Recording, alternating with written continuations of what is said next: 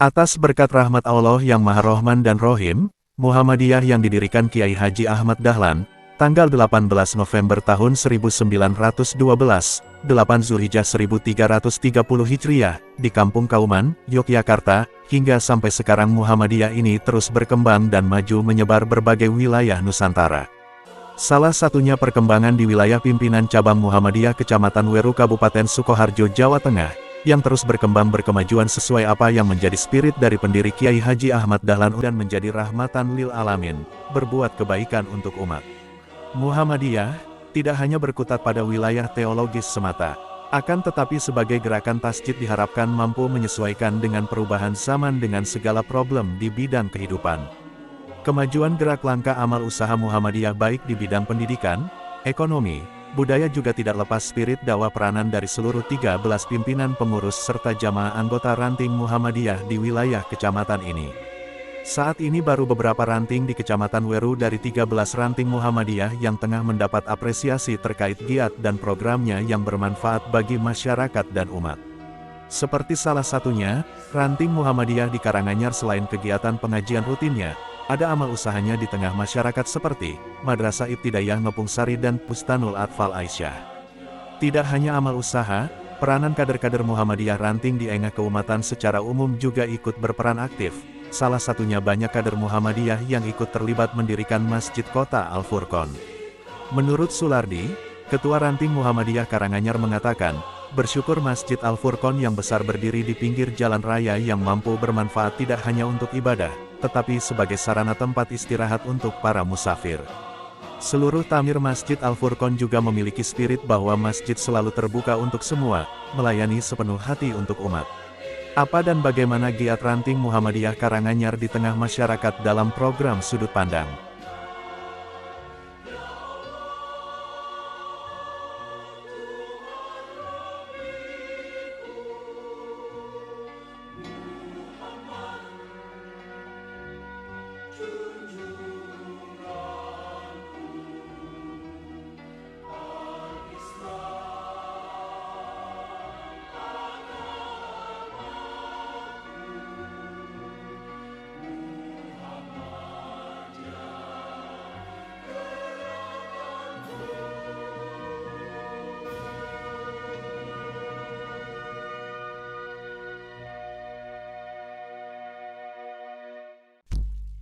Bismillahirrahmanirrahim.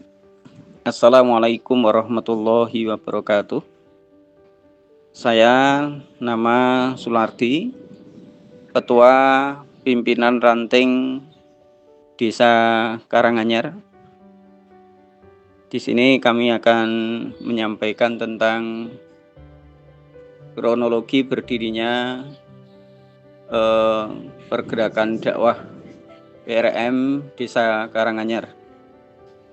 Awal mula pergerakan dakwah Islam di Desa Karanganyar berbasis di Dusun Ngepung Sari sekitar tahun 60-an yang diawali oleh para tokoh-tokoh sepuh pada waktu itu di Desa Karanganyar.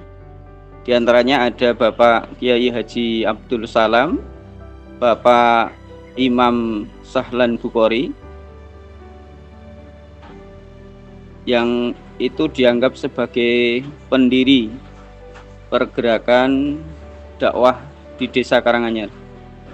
Kemudian dengan berjalannya waktu, terbentuknya organisasi perserikatan tingkat desa yang pada waktu itu diketuai oleh Bapak Samsuri BA sekitar pada tahun 1975, dan dengan perjalanan waktu PRM Desa Karanganyar dinyatakan eksis sampai hari ini, yang secara periodisasi estafet kepemimpinannya atau melalui musyawarah ranting, dan insya Allah sampai hari ini sudah terjadi sekitar 5 kali. Yang hasilnya untuk musran yang pertama yaitu Kiai Haji Samsuri BA, kemudian periodisasi yang kedua Kiai Haji Dasuki.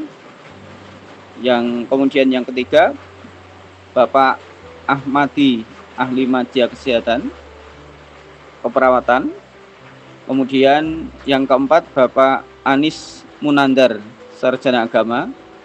Dan yang kelima, yaitu saya, Sularti, dan dengan sekretaris panjenenganipun Bapak Agus Darmawan. Kemudian juga disertai dengan seksi-seksi bidang, diantaranya ada bidang kesehatan Bapak Ahmadi AMD, kemudian di bidang tablik dakwah Bapak Budi Purwanto, kemudian di bidang seksi bidang tarjih Bapak Anis Munandar SAG, kemudian ada bidang Dikdasmen Bapak Dasuki, kemudian ada bidang ekonomi Bapak Radmin, dan juga ada bidang wakaf yaitu ada Bapak Sukron Fatoni. Untuk masjid dan musola yang di dalam atau di bawah binaan PRM Desa Karanganyar itu ada sekitar 16 masjid dan musola se-Desa Karanganyar. Selanjutnya berkaitan dengan kerjasama kami dengan pemerintah desa, bahwa di sini pemerintah desa sangat aktif mendorong kami sehingga kami mempunyai ruang yang leluasa dalam mengembangkan gerakan dakwah Persyarikatan Muhammadiyah di Desa Karanganyar.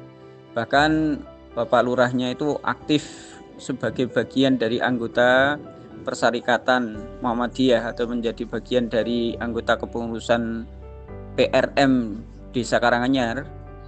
Bahkan setiap waktu, setiap kali beliaunya juga hadir, bahkan dalam rapat juga ikut serta menyertai kami. Dan satu waktu ada kegiatan spektakuler yang kami adakan, yaitu ketika dalam pengajian Purnomo Siten, Bapak Sugito sebagai lurah desa itu bisa menghadirkan Bapak Wakil Bupati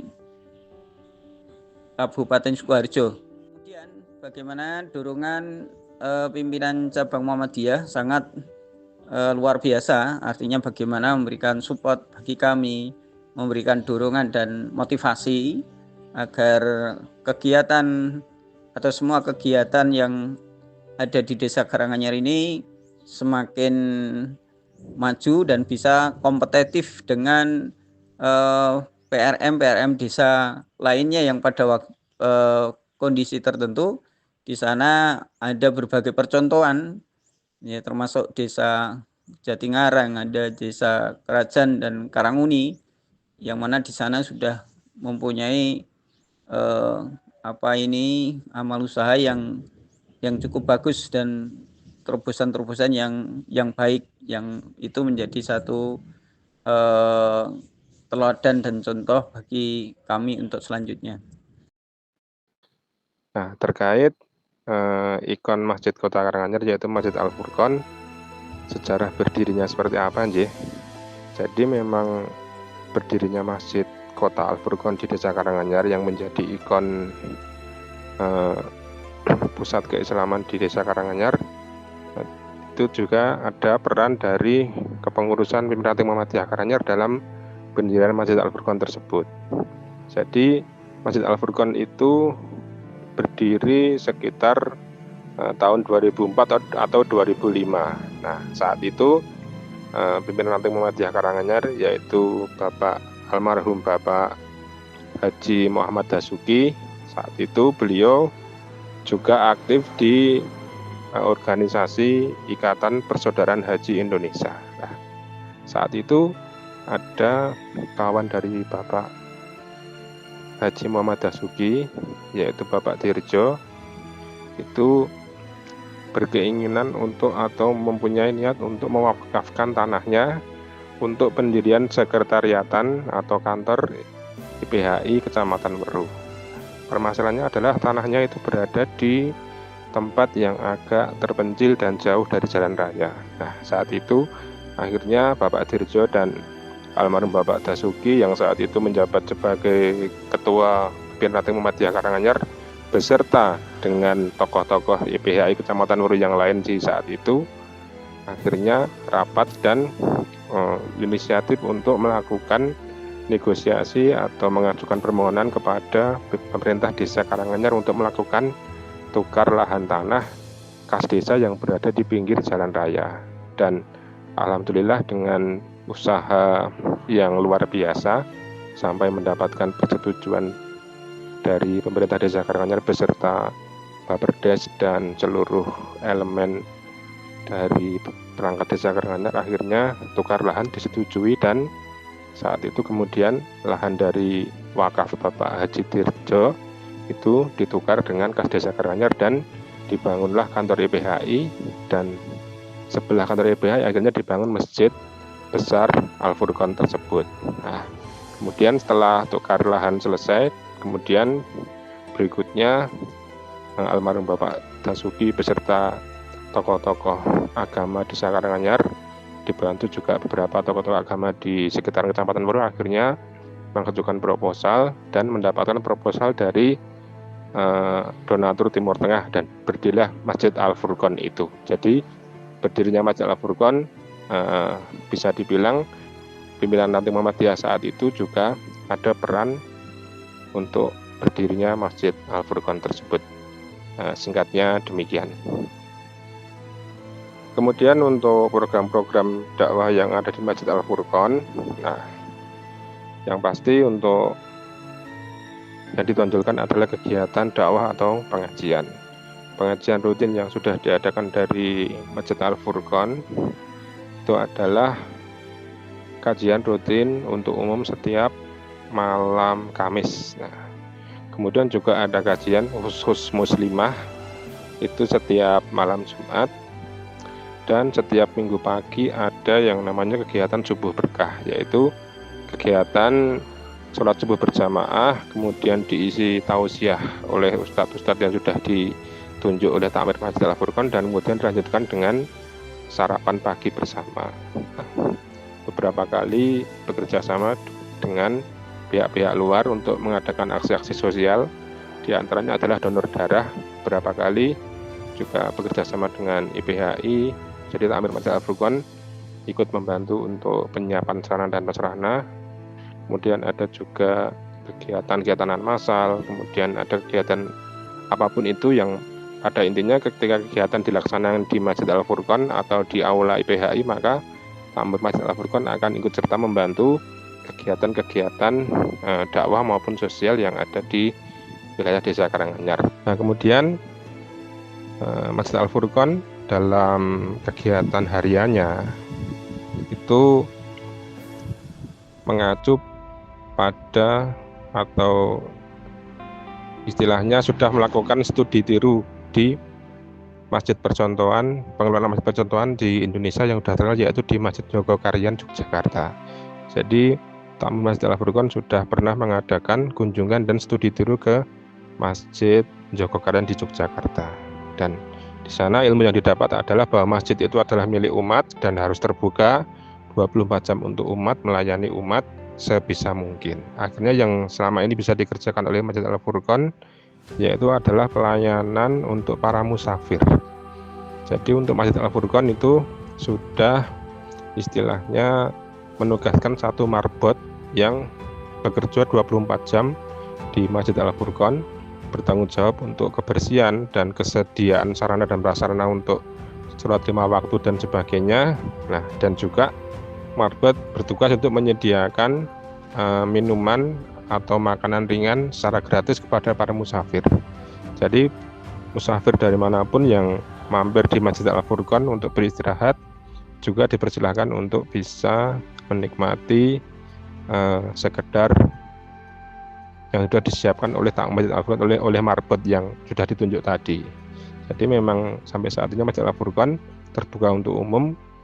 Jika mau istirahat disediakan layanan-layanan, ada kopi, teh, dan air minum, air mineral dalam bentuk galon dan dispenser. Kemudian bagi musafir yang misalnya pengen menginap, Untuk Masjid Al-Furqon juga ada satu kamar kosong yang bisa dipakai untuk menginap bagi musafir yang memang betul-betul membutuhkan ruangan untuk istirahat. Jadi meniru dari pengelolaan yang diambil ilmu dari Masjid Jogokarian, tambah Masjid Al-Furqon, baru bisa mengimplementasikan sejauh itu. Jadi untuk para musafir terbuka 24 jam, mau mampir ke Masjid Al-Furqon dipersilahkan, mau beristirahat juga dipersilahkan, jika memang butuh menginap juga dipersiapkan satu kamar seperti itu. Dan untuk masyarakat umum dibebaskan untuk bisa menikmati air mineral galon, kemudian ada teh, kopi, disiapkan juga lewat dispenser, dan juga ada wifi gratis juga yang ada di Masjid Al-Furqon. Kira-kira seperti itu.